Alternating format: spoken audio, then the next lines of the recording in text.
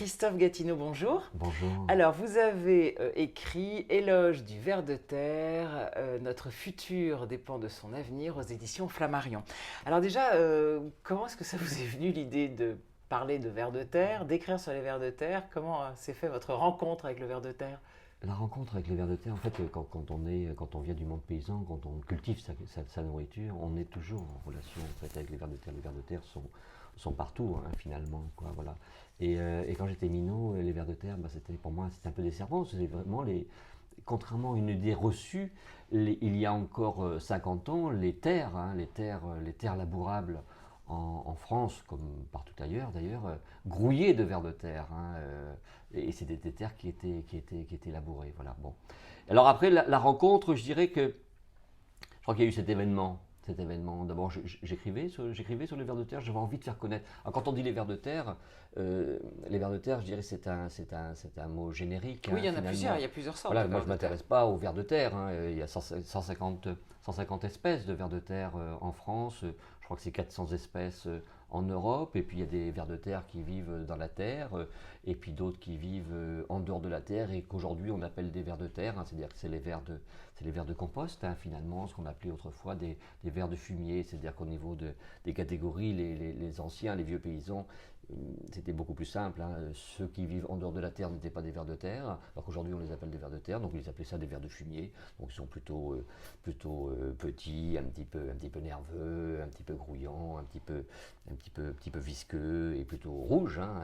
Et puis les vers de terre, en fait, les vers qui vivent dans la terre et en particulier le lombric terrestre, si caractéristique avec ses turicules, c'est-à-dire que ces déchets, c'est-à-dire il évacue son intestin et il va faire des dessins, va produire des formes très particulières que Charles Darwin d'ailleurs a Alors ça, longuement on va en étudié. parler Voilà. après. Parlez-moi de votre rencontre et de cette histoire de regard avec le ver de terre. Oui, alors c'est plutôt un Bien peu. sûr, c'est poétique, mais bon. C'est une boutade Mhm. finalement, parce que le ver de terre n'a pas Dieu. Mais malgré tout, cette rencontre avec les vers de terre, elle a eu lieu avant l'écriture de ce livre.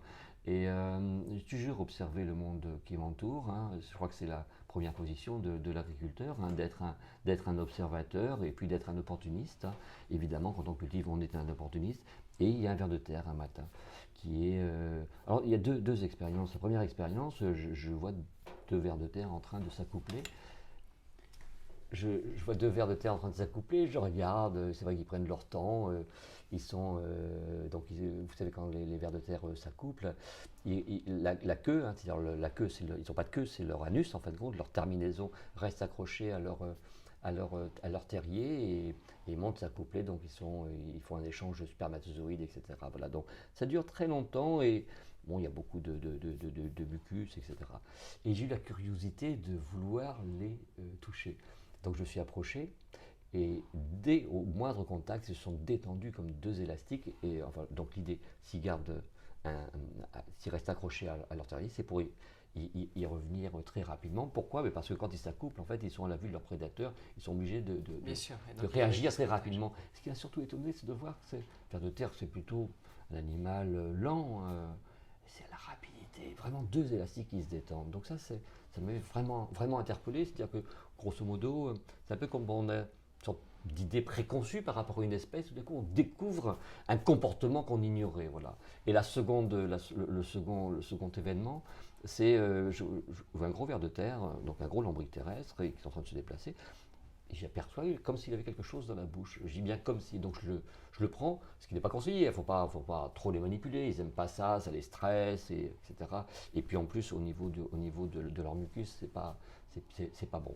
Malgré tout, je le prends dans la main, je m'aperçois qu'il a un petit brin d'herbe dans la gueule. Je dis, ah, c'est fantastique. Et je veux lui prendre.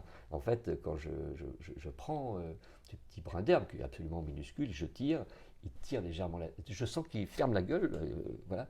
Vraiment, il appuie et petit mouvement de recul. Alors ça dure un centième de seconde, mais oui, ça a bousculé mon regard, ça a bousculé ma façon de voir les vers de terre, notamment l'ombric terrestre. Merci.